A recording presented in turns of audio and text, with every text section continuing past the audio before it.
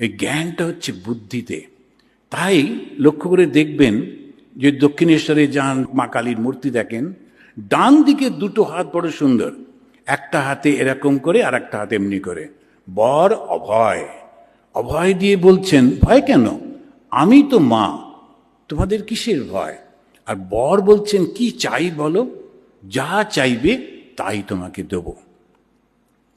কিন্তু ওই মায়েরই বাঁ হাত দুটো অন্যরকম, একটা হাতে খড়গ ধরে আছেন আর একটা হাতে একটা কাটা মুন্ড, একদম অন্যরকম। এই ডান দিকে একরকম, বাঁ দিকে একরকম।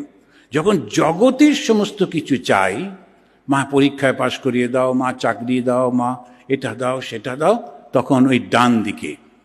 কিন্তু যেই বলবে মা আমায় মুক্তি দাও, তখন আসতে হবে বাঁ দিকে। এই বামা কালী বাঁ দিকে যিনি আছেন, তিনি ওই খড়গটা কাউকে কাটার জন্যে না, অহংকারটাকে কাটার জন্যে। যে মুন্ডটা ধরে আছেন, ওর নিচে একটা শেয়াল বসে আছে, ওই শেয়ালটা পশুটি চাইছে ওইটি, তখন যেন মা বলছেন এটা তোমার জন্যে না, এ জ্ঞান পশুর জন্যে না, শুধু মানুষের। ভেবে দেখুন কি সুন্দর। এই হচ্ছেন শ্রী শ্রী মা কালী। আর ওই জ্ঞানের সঙ্গে সঙ্গে তার কোমর থেকে ঝুলছে মানুষের হাত, কেননা জ্ঞানের সঙ্গে কর্ম সংযুক্ত হলেই সৃষ্টি। শুধু জ্ঞান সৃষ্টি করতে পারে না, শুধু কর্ম জ্ঞানহীন কোনো কিছু হয় না। সেই জন্যই দুটোর সমন্বয়ে শ্রী শ্রী মা। আর তিনি হচ্ছেন প্রকৃতি, এত বড়, তাকে ঢাকবো কি করে, তার থেকে বড় তো আর কিছু নেই, ওই জন্য তাঁর বসন নেই।